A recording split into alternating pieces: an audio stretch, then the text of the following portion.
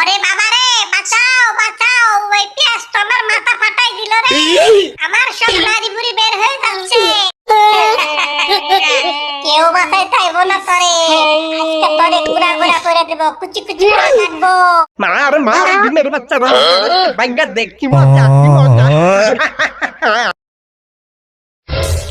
কি ভাবছেন বন্ধুরা, এটা কোনো গ্যাংস্টার সিনেমা না ভাই, এটা হলো আমার মেসের রান্নাঘরের প্রতিদিনের কাহিনী।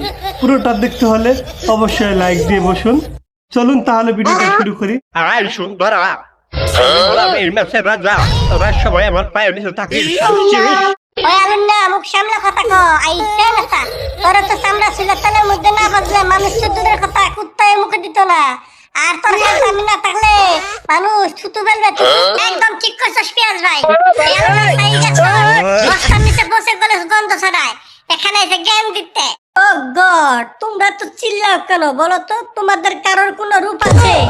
আর আমার কালারটা দেখছো, লাল টকটকে সুন্দরী, আর তোমরা ছি ছি ছি। আই টমেটো, বেশি ফুটানি করিস না তো, তোরা সব নোংরা মাটির সস্তা সবজি। আমার স্ট্যাটাস দেখছিস, আমি আইসি পোল্ট্রি ফার্মের ভিআইপি এসি কেবিন থেকে। ওরে আমার ভিআইপি রে, আইছে ডিমের বাচ্চা ডিম। তোর আবার কিসের রাজে পিয়া রে? তুই তো মুরগির হাগু। মানুষ তোরে এনে আগে দেওয়ালে ঠাস করে বাড়ি মেরে তোর মাথা ফাটা। তুই হাগু তুই পচা, তোর বটি দিয়ে কাটবো। তুই হাগু তুই পচা, তোর বটি দিয়ে কাটবো। এই কি জইলো, কি চিল্লা যাচ্ছে, মন রাগ কইতাছে। মাথা মতো দিয়ে হলে না করে লাহিটা চলে দিয়ে আসতে বেরি। ওই তো খান শয়তান একদম।